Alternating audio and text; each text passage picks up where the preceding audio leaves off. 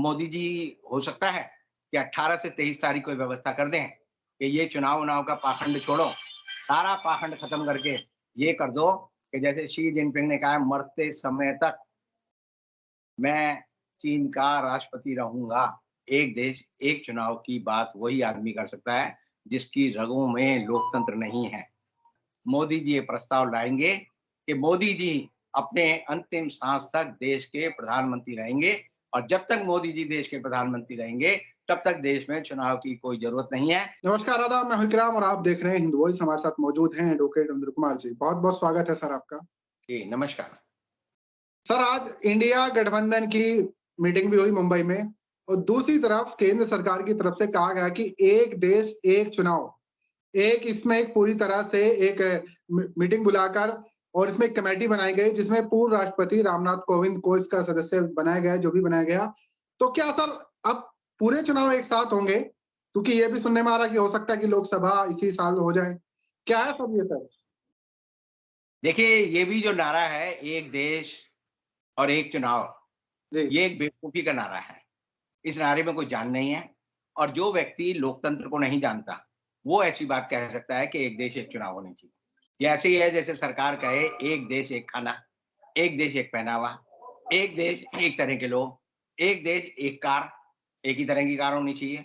तो ये जो है, जो जुमलेबाज लोग होते हैं, जो बेवकूफी की बात करते हैं, वो दरअसल सच्चाई नहीं जानते, और वो सच्चाई इसलिए नहीं जानते क्योंकि उनको सच के बारे में पता नहीं। अब ये जो लोग कह रहे हैं कि एक देश एक चुनाव, इन्हें देश की चुनाव की परंपरा के बारे में, चुनाव के नतीजे के बारे में, चुनाव के तरीके के बारे में नहीं पता। और नहीं पता तो इसीलिए ऐसी बात करते हैं कि एक देश एक चुनाव होना चाहिए। देश में अगर आप लोकतंत्र की बात करते हैं, तो देश में इस समय 4 तरह से चुनाव होते हैं। एक चुनाव होते हैं पंचायतों के, एक जी। चुनाव होते हैं नगर पालिकाओं के, एक चुनाव होते हैं विधानसभा के, एक चुनाव होते हैं देश की लोकसभा के। अब इसमें भी चुनाव घुसे हुए हैं।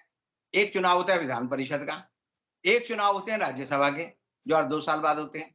कई जी। बार चुनाव इसलिए होते हैं कि कभी सदस्य मर गया, किसी ने इस्तीफा दे दिया, किसी को अदालत ने कहा भई तेरी हमने जो चुनाव है उसे रद्द कर दिया, तो उनके चुनाव होते हैं।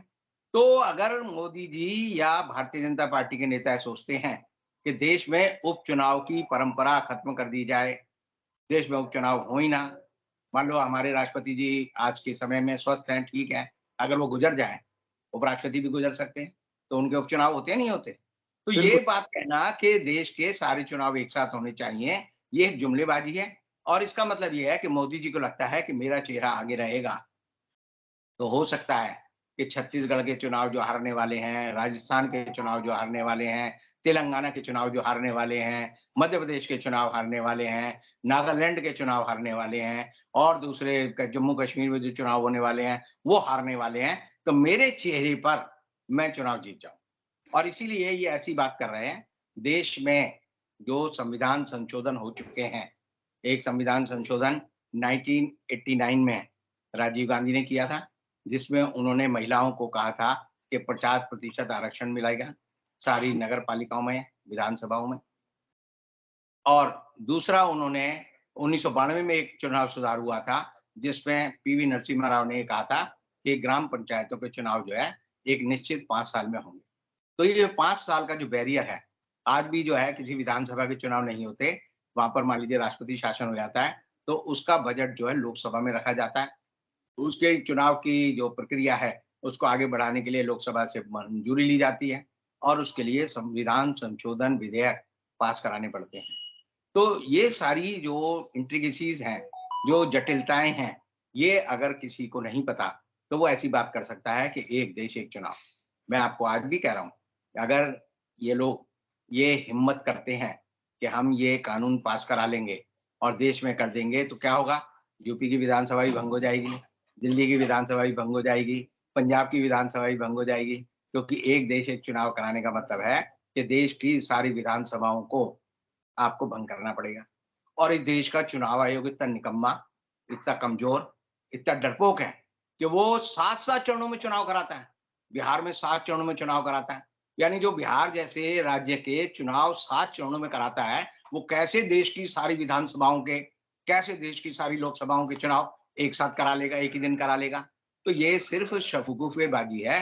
दरअसल ये जो ये बात की जा रही है कि 18 से 23 तारीख तक हम लोकसभा का विशेष सत्र बुलाएँगे, राज्यसभा का विशेष सत्र बुलाएँगे, ये मोदी जी वैसे ही काम करते हैं कि घोषणा पहले कर देते हैं, बाद में सोचते हैं कि इसके लिए क्या बहाना बनाएँ।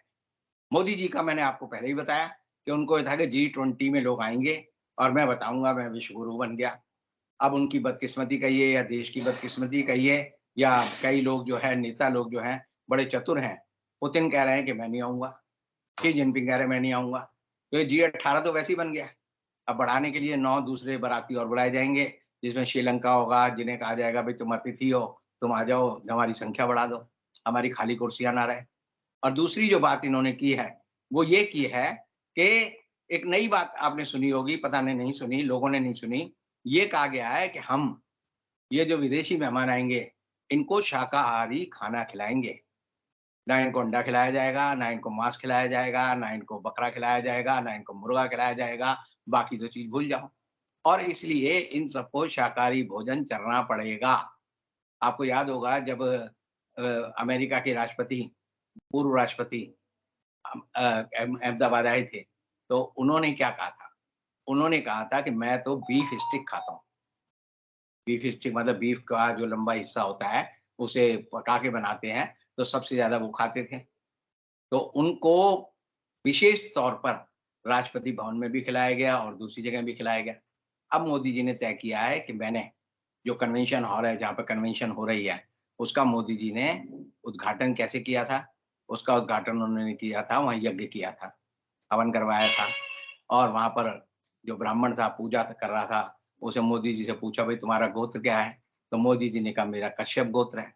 तो कश्यप गोत्र के मोदी जी ने ये प्रण लिया है कि इस जो कन्वोकेशन हॉल है, जहाँ पर ये आईटीपीओ के मैदान में जहाँ ये होगा सम्मेलन, वहाँ कभी भी मांसाहार परोसा नहीं जाएगा। मांसाहार नहीं परोसा जाएगा। और मांसाहार क्यों नहीं परोसा जाएगा?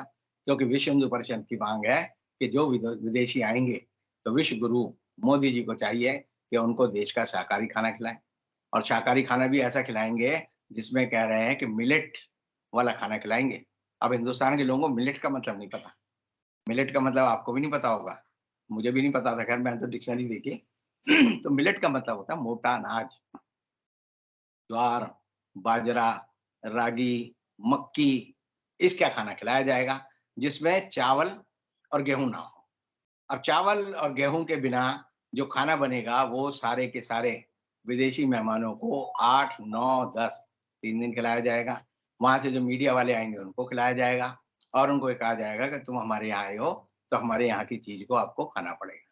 तो ऐसा जो हुँ, मोदी जी G18 का जो सम्मेलन कर रहे हैं, उसमें 11 तारीख को वो कहेंगे, पूरा मंत्रिमंडल, पूरा देश, पूरी भारतीय जनता पार्टी उनका सम्मान करेगी कि मोदी जी विश्व गुरु बन गए हैं, देश विश्व गुरु बन गया है और G18 का सम्मेलन सफल हुआ है। इसके लिए मोदी जी को बधाई।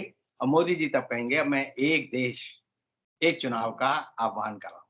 लेकिन जैसा कि मैं अभी भी कह रहा हूँ, एक देश, एक चुनाव की बात वही आदमी कर सकता है, जिसकी रगों में लोकतंत्र नहीं है। आरएसएस के बारे में आप जानते हैं? शायद नहीं जी। जानते। आरएसएस एक ऐसा अकेला संगठन है जिसमें कोई चुनाव ही नहीं होते। उनका हुँ, सरसंघचालक बिगड़ जाए, इस्तीफा दे दे, किसी वजह से ना रहे, तो वो क्या करता है, नया संघचालक कैसे आता है, वो पुराना संघचालक एक पर्ची लेता है और उसमें चुपचाप से नाम लिख देता है और वो पढ़ दिया जाता है और वो ये कह दिया जाता है जी उनकी इच्छा ये थी मरते समय कि फलाना मेरी जगह अध्यक्ष बने। तो आरएसएस में खुद चुनाव नहीं होता। मोदी जी हो सकता है कि 18 से 23 तारीख को व्यवस्था कर दें कि ये चुनाव-उनाव का पाखंड छोड़ो, सारा पाखंड खत्म करके ये कर दो कि जैसे शी जिनपिंग ने कहा है मरते समय तक मैं चीन का राष्ट्रपति रहूँगा, ऐसे ही पुतिन ने किया है। पुतिन ने भी करा है कि मरते दम तक पुतिन जो है रूस के प्रधानमंत्री नहीं राष्ट्रपति रहेंगे। इसी जी। तरह मोदी भी कर सकते हैं कि 18 से 23 तारीख तक कहें कि मोदी जी अपने अंतिम समय तक, आखिरी सांस तक देश के प्रधानमंत्री रहेंगे और चुनाव की कोई ज़रूरत नहीं है, क्योंकि विश्व जब उनको गुरु मानता है, तो देश तो उन्हें गुरु मानता ही है। 144-45 करोड़ लोगों ने अपना एक भविष्य का नेता चुन लिया है। तो आपकी बात को मैं आगे बढ़ाते हुए कह रहा हूँ कि 18 से 23 तारीख तक मोदी जी ये प्रस्ताव लाएँगे कि मोदी जी अपने अंतिम सांस तक देश के प्रधानमंत्री रहेंगे। और जब तक मोदी जी देश के प्रधानमंत्री रहेंगे, तब तक देश में चुनाव की कोई जरूरत नहीं है। सारे चुनाव टाल दिए जाए और चुनाव आयोग को भंग कर दिया जाए और चुनाव आयोग के सारे कर्मचारियों को और जो उसके आयुक्त हैं, उनको दूसरे कामों पर लगा दिया जाए। ये होगा और कुछ नहीं। तो सर फिर ये समिति बनाने का नाटक क्या है? समिति बनाने मोदी जी तो हर एक को जो है ना शॉक ट्रीटमेंट देते हैं। नी जर्क जो एग्रीमेंट वो शॉक होता है वो देते हैं। मोदी जी कहेंगे कि हम जा रहे हैं जम्मू, पहुंच जाएंगे कश्मीर। मोदी जी कहेंगे हम ये करने जा रहे हैं, करते उसका उल्टा है। बताते तो किसी को है नहीं। इनके मंत्रिमंडल को नहीं पता, समिति को क्या पता होगा। और रामनाथ कोविंद जो कि देश के भूतपूर्व राष्ट्रपति हैं, उनके जी। बारे में आप जान लीजिए, उनकी रीढ़ जब वो राष्ट्रपति थे तब भी नहीं थी, आज भी नहीं है। और एक ऐसा पुतला जो अपनी सोच नहीं समझता, वो जबकि वकील है, हमारे पेशे के आदमी है, लेकिन जिसकी अपनी सोच ना हो, जो अपना कोई व्यक्तित्व ना रखता हो, उसको कहा है कि भाई तुम तो इसको जो है इस समिति की जो रिपोर्ट है उस पे मोहर लगा दो। वो तो मोहर लगाने का काम करते ही थे।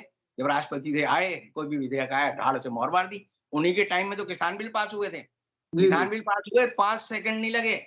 लोकसभा और राज्यसभा ने 5 पास किया, 5 सेकंड में उन्होंने मोहर लगा के उसका नोटिफिकेशन जारी कर दिया। और जब वो वापस हुए तो उन्होंने 5 सेकंड में उसे वापस कर ले लिया। तो जब ऐसे आदमी को, रबड़ स्टैंप आदमी को आप किसी समिति का अध्यक्ष बना रहे हैं, तो वो तो रबड़ स्टैंप ही लगाएगा, उसकी जरूरत क्या है? उसके नाम की मोदी जी मोहर लगा देंगे, लो जी उनकी अनुमति है, मैंने लगा दी। तो इसलिए जो है ये जो नाटक है, ये उसको शोभा देते हैं जिसका लोकतंत्र में विश्वास हो, विचार विमर्श में विश्वास हो, समिति सिस्टम में विश्वास हो। लोकसभा की सारी समितियां आज के समय में डिफंक है, वो कोई काम नहीं करती। पहले जमाने में होता था कि वो उनकी रिपोर्ट आती थी, उनकी बहसें होती थी। अब तो वो समितियां हैं या नहीं है किसी को नहीं पता। तो ऐसी हालत में ये सारी नौटंकी सिर्फ इसलिए है कि मोदी जी अपने को मरते दम तक देश का प्रधानमंत्री घोषित करना चाहते हैं और करेंगे, उसी की तैयारी।